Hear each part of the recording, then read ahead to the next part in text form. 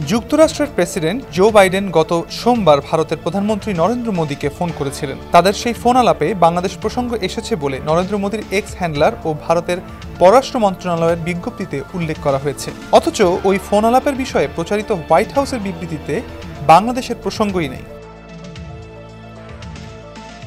কূটনৈতিক পর্যবেক্ষকদের মতে সাধারণত শীর্ষ নেতাদের মধ্যে গুরুত্বপূর্ণ যেসব বিষয়ে আলোচনা করা হয় তার প্রতিফলন ঘটে আনুষ্ঠানিক বিবৃতিতে। ফলে সরকারি ভাষ্যে যেটা প্রকাশ করা হয় সেটাকেই আলোচনার বিষয়বস্তু হিসেবে ধরে নিতে হয়। এর বাইরে যদি একজন কোনো বিষয় তুলে থাকেন আর অন্যজন একই বিষয়ে একমত না হন, সেটি সরকারি ভাষ্যে উল্লেখ থাকে না।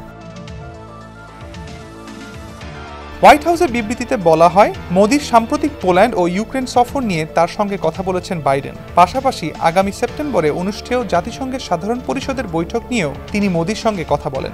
বিবৃতির তথ্য অনুযায়ী পোল্যান্ড ও ইউক্রেনে ঐতিহাসিক সফরের জন্য ভারতের প্রধানমন্ত্রীর প্রশংসা করেছেন বাইডেন। গত কয়েক দশকে এই প্রথম ভারতের কোনো প্রধানমন্ত্রী এমন সফর করছেন।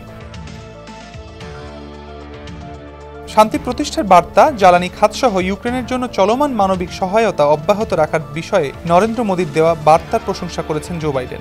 একই সঙ্গে জাতিসংঘ সনদের ভিত্তিতে আন্তর্জাতিক আইন অনুযায়ী সংঘাতের শান্তিপূর্ণ সমাধানের জন্য দুই নেতা তাদের অব্যাহত সমর্থনের বিষয়ে ফোন আলাপে প্রতিশ্রুতি দেন। হোয়াইট হাউসের বিবৃতিতে আরও বলা হয়, যুক্তরাষ্ট্রের প্রেসিডেন্ট ও ভারতের প্রধানমন্ত্রী এবং প্রশান্ত মহাসাগরীয় অঞ্চলে শান্তি ও সমৃদ্ধি রক্ষায় ভূমিকা রাখতে কোয়াডের মতো আঞ্চলিক জোটের মাধ্যমে একসঙ্গে কাজ করতে তাদের অব্যাহত প্রতিশ্রুতির ওপর জোর দিয়েছেন। অন্যদিকে ভারতের পররাষ্ট্র মন্ত্রণালয়ের বিজ্ঞপ্তিতে বাংলাদেশ প্রসঙ্গে বলা হয়েছে, দুই নেতা বাংলাদেশের পরিস্থিতি নিয়ে অভিন্ন উদ্বেগ প্রকাশ করেছেন। তারা বাংলাদেশে আইন শৃঙ্খলা পরিস্থিতির উন্নয়ন এবং হিন্দু সম্প্রদায় সহ সংখ্যালঘুদের নিরাপত্তা নিশ্চিত করার বিষয়ে জোর দিয়েছেন।